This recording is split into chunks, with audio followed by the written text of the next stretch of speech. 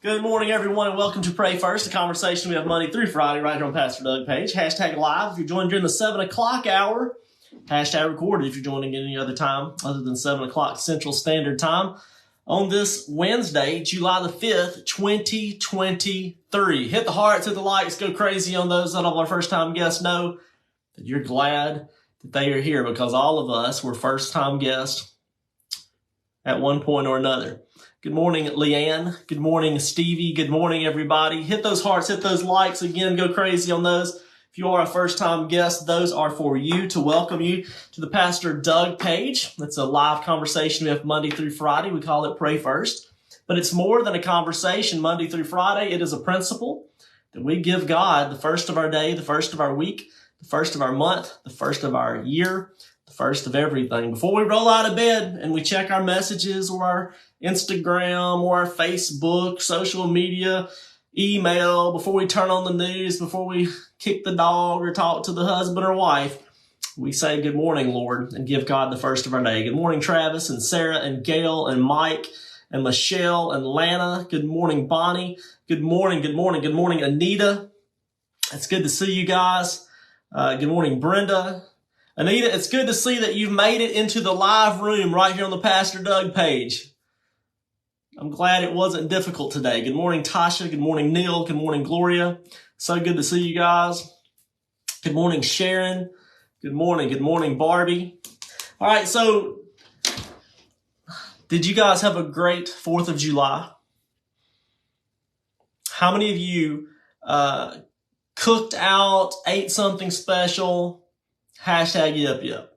How many of you heard fireworks out the yin yang? Hashtag yep, yep. I know a lot of people are sensitive to the sound. I know a lot of your animals and fur babies are nervous and sensitive to the sounds. I'm going to take a minute just to shut this door because the air conditioner is so loud.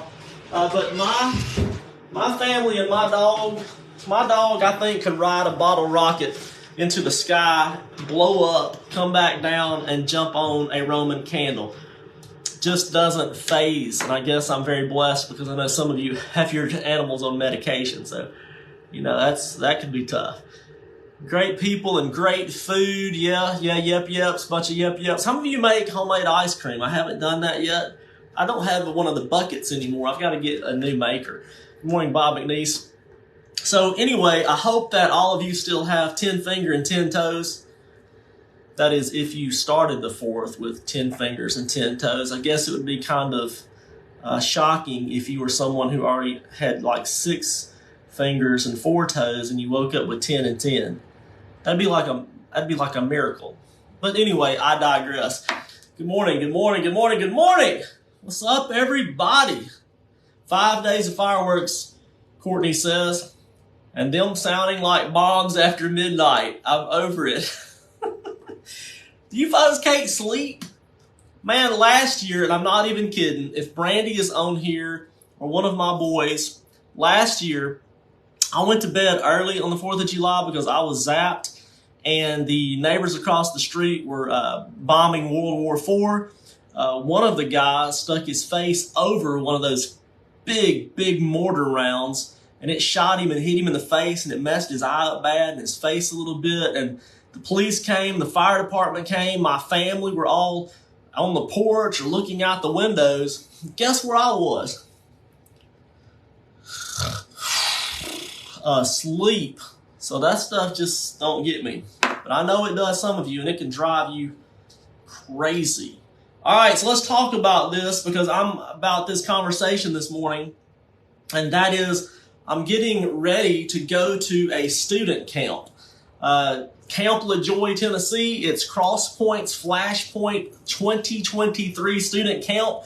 We are super excited. We've got over 80 people signed up to go up there and spend Sunday, Monday, Tuesday, Wednesday, and come home Thursday in the presence of God. And it's an opportunity to speak to people that I don't normally get to speak to, and that is the younger generation. Those between the ages of 12, going to be 13 in the year, and 18 coming out of high school.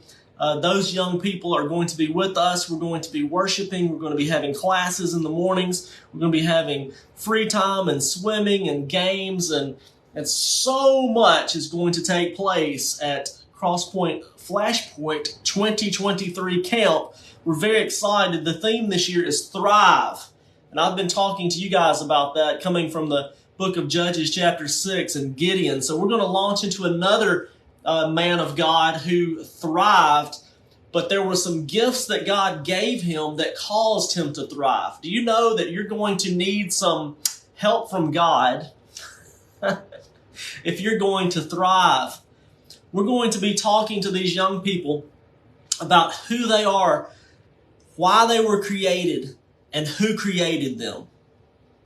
About who they are, why they were created, and who created them. I want to say that one more time. We're going to be talking to these young people about who they are, why they were created, and who created them. And I'm going to talk about that with you, and it's going to really launch off of the messages, those people who are living in failure, those people who are living in, let's say, survival mode, and those who are living in thrive mode. So it's going to be good. So let's jump into and let's talk about what God is doing, not just in the young people, but He's doing it in everyone right now. He's giving them a sense of identity. He's telling them who they are and whose they are. Because when you know who you are and whose you are, there's nothing you can't do. So I want to talk about David. I want to start talking about David. Now, this is going to go through past count, but it's going to be highlighted here today in the emphasis of how God gave gifts to David during certain seasons of his life. That God gave gifts to David during certain seasons of his life. And they're also gifts that God uses in each of us. So number one, we're going to talk about number one today, and that's the gift of anonymity. Anonymity. The gift of anonymity. Did you know that living in obscurity is a gift? Did you know that living with anonymity is a gift from God? That's the first gift that God gives to David, whether you realize it or not. It's God's gracious way of allowing us to develop under the radar. The gift of anonymity. It's God's gracious gift to allow us to develop our character, wisdom, knowledge, discipline, control, self-control, gentleness, kindness, goodness, come on, faithfulness, self-control. It's God's gift of anonymity, graciousness to develop without everyone seeing our worst. Have you ever done anything and thought, I'm glad everybody doesn't know about that? Have you ever done what you thought at the moment was the best you could do, but when you look back 10 or 15 years later, it's kind of like a picture. It's kind of like glamour shots.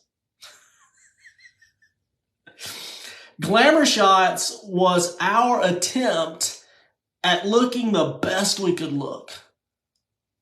Right? I mean, we put on the patent leather jacket.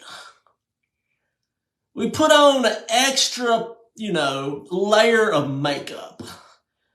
Got that hair teased just right. See, glamour shots is man's attempt at our best foot forward.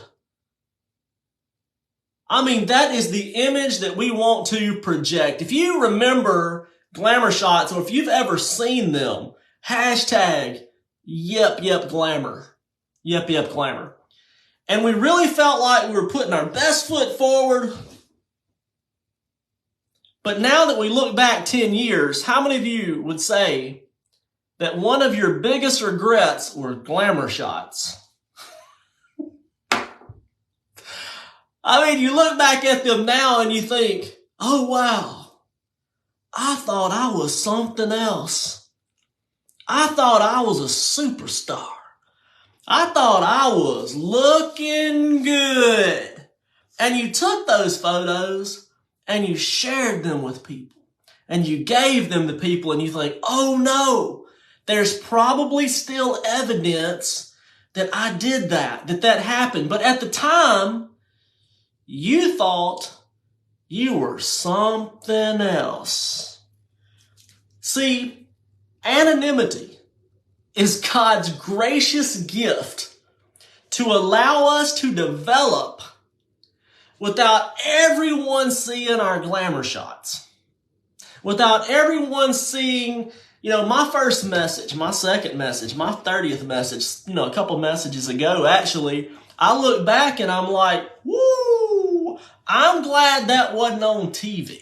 I'm glad that wasn't broadcast. I'm glad that didn't become a podcast. I'm glad there's no evidence of what I said, because even now at 46 years old, I find myself listening to some of my words and realizing that's not healthy for public consumption.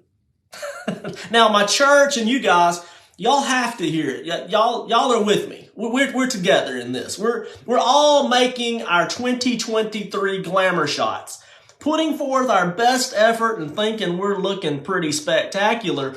But in 5 or 10 years, we'll look back and think, mercy, Lord. So I'm going to say this one more time and we're going to move forward, because I really want you to get this, what we're talking about. Whether we realize it or not, God's gift of anonymity is how he allows us to develop under the radar.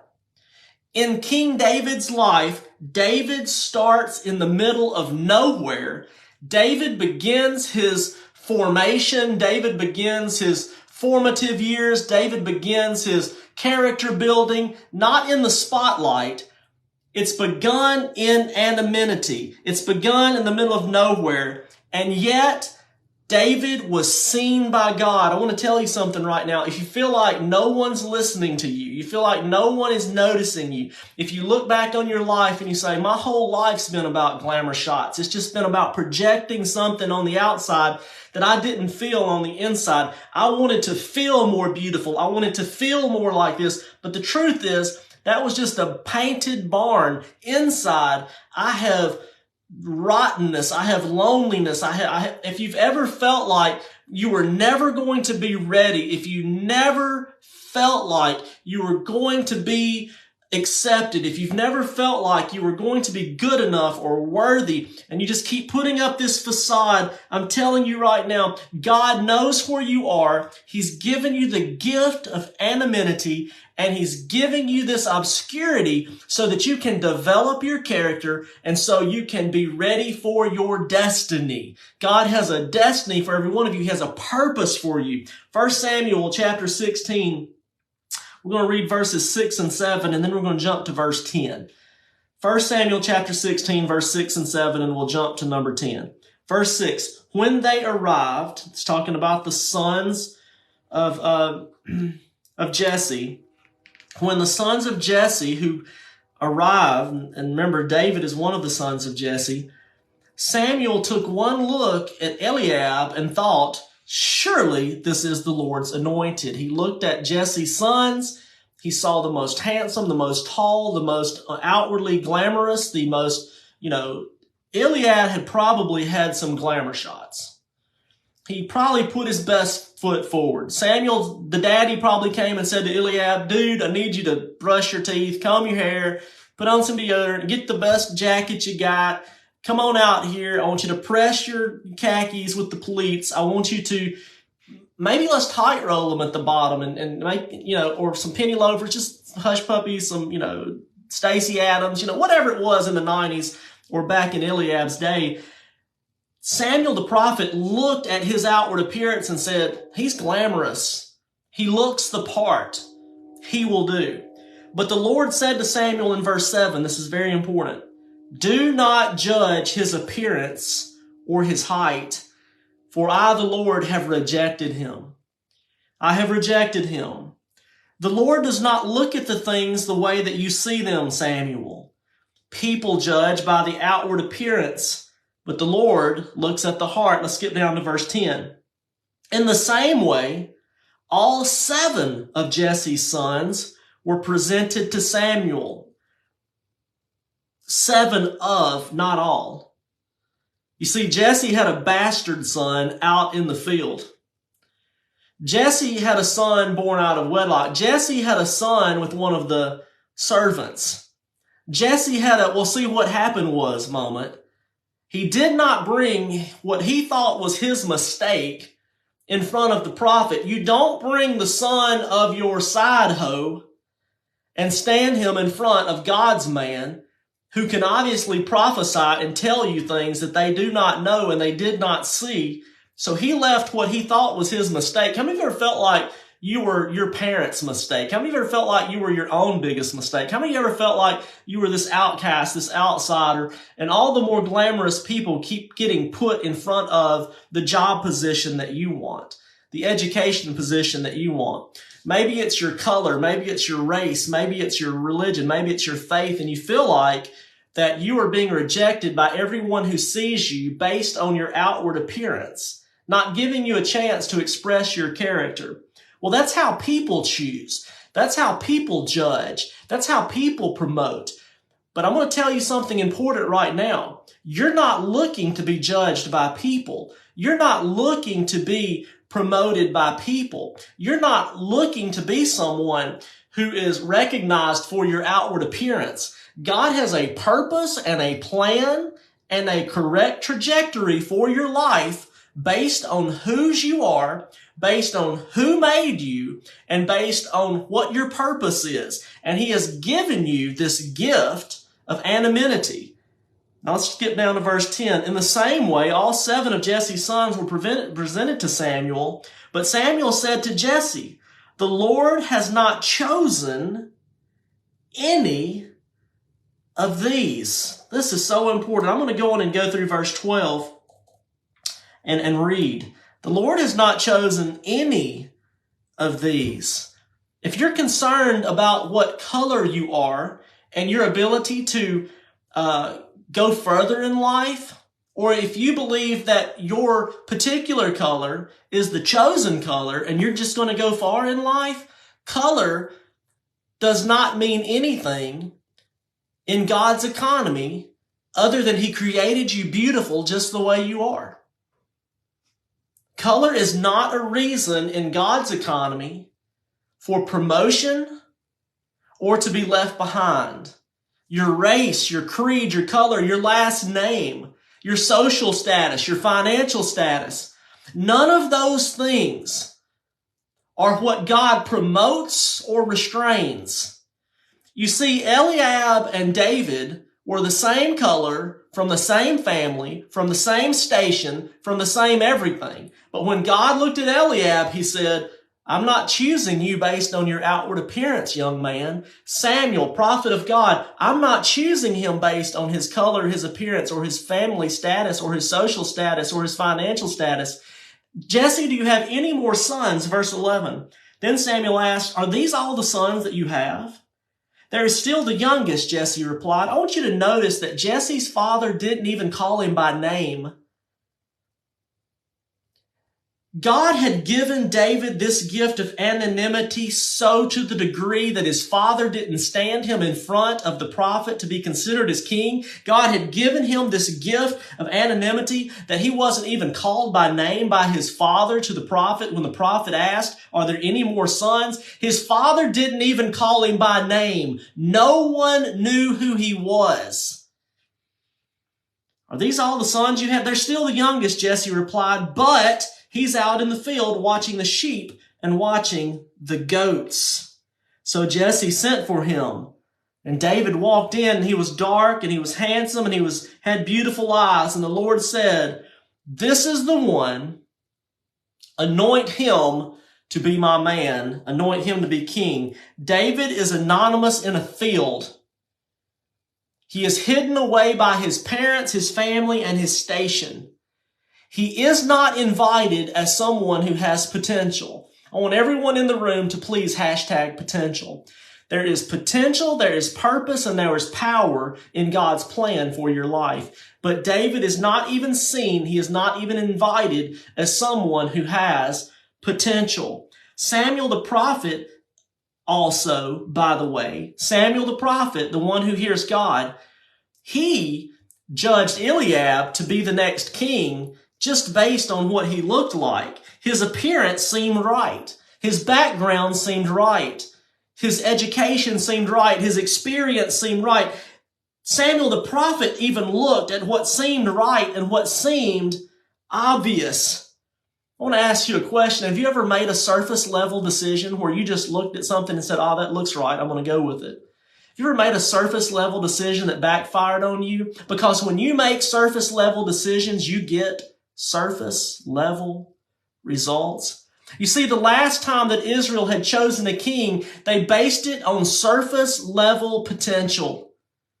They looked at Saul and said, he's the tallest, he's the handsomest, he's the biggest, he's the strongest, he must be king. So when they made their decision based on looks, they got Saul. When they made their decision based on God's plan and God's word, they crowned David. David was not the most experienced. He was not the tallest. He was not the most handsome. He was not the most of the most. He was the most hidden, most anonymous, most obscure. No one even knew his name, but God made him king of Israel. I want to say that again, but God made him king of Israel. It is God who crowns kings and queens.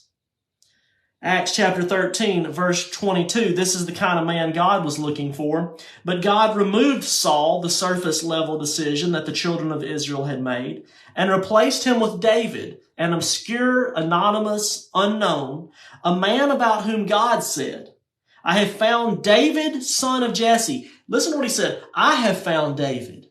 You found Saul. You found Eliab. I found David, the son of Jesse, a man after my own heart. He will do everything that I want him to do. Woo! God's scale of measurement is different than man's scale of measurement because God notices what man cannot notice. God notices people who are obscure, anonymous, unknown, those who have developed their character by sitting out in the field, those who have taken the time to write down their thoughts, those who have taken the time to have conversations with God, those who have taken the time to stop looking at their glamorous self in the mirror, those who have taken the time to protect those that God cares about, those who have taken the time to protect the sheep, feed the sheep, love the sheep, guide the sheep, comfort the sheep, those who have taken the time to give their lives to take care of those around themselves. God has a specific purpose in mind when he's looking at your heart, and he's developed that purpose inside of you, that identity inside of you, and he has embraced you and he has given power to you based on what he's calling you to do. So whatever you're going through right now, take these times as precious moments, precious seasons, glamour shots, if you will, where God is developing you, the character inside of you, so that your character can support your destiny. God's vision for your life is not limited by your resume. God's plan for your life is not limited by your sex. God's plan for your life is not controlled by your color. God's plan for your life is not based on a station of life. David was placed particularly in the position he was placed as an obscure, low shepherd to develop character inside of him that would be valuable, invaluable, priceless to him when he became king. David's job as a shepherd was a job that nobody wanted, and nobody would have taken Instapics, and nobody would have took Snapchat, and nobody would have taken any pictures and shown their glamorous life as a shepherd. It was a dirty job. It was an unclean job. It was a job for servants and not sons. David did it faithfully with no agenda. David did it faithfully without any plan of ever being any more than he was. David did it without any idea that one day he'd be king. If you find yourself in a field, if you find yourself ignored by your family and friends, if you find yourself in a place where you're having to fight bears on a daily basis, if you find yourself in a place where you're having to pull your fellow sheep out of ditches, if you're finding yourself in a place where you feel like you're sleeping outside, develop the identity that the Lord has, experience the moment that you're in, embrace the season that God has for you, because God has an He has an intention and a purpose and a plan for your life. The worship songs that David developed when he was lonely, the worship songs that David developed when the bear came, the worship songs that David developed as his family were inside eating and, celebrating and feasting and talking about what Eliab was going to do and who Eliab was and how proud they was of Eliab. David was sitting outside in the cold and the dark, getting hypothermia and getting sunburned. David was out there tending the flock, tending the sheep, because God still saw him. God used everything he was going through. And so those songs that David developed in the wilderness, in the heat, in the pasture, in the dung, wrapped in cloth that was stench-filled, that is the songs that we base our worship songs off 2,000, 3,000 something years later, because David spent time with God. David's character could support his destiny. I gotta hurry up. David wasn't chosen by men. David was chosen by God. And I'm telling you right now, whoever you're chosen by, that's who you'll be loyal to. Whoever you're chosen by, that's who you'll be loyal to. People who are chosen by men, I want you to listen to me and come in close. People who are chosen by men to lead are loyal to men when they lead. People who are chosen by God are loyal to God. They will remain loyal to God when they lead. Saul was chosen by men. Saul was loyal to men. David was chosen by God. David was loyal to God. Saul was chosen by men, so Saul feared men. David was chosen by God, so David feared God. Heavenly Father, I pray for every person listening and every person watching that we embrace the gift of anonymity, that we embrace the gift of obscurity, that we take this time to press into your power, your plan, your purpose, that we wouldn't be in failure mode and we wouldn't remain in survival mode, but that you would take us into thrive mode, because we're no longer in Egypt. And one day we'll leave this desert, and very soon we'll walk in the promised land. In Jesus' name. And all God's people said, amen. Hashtag live, hashtag record, hashtag shared. Have a great day. I love you guys. Bye.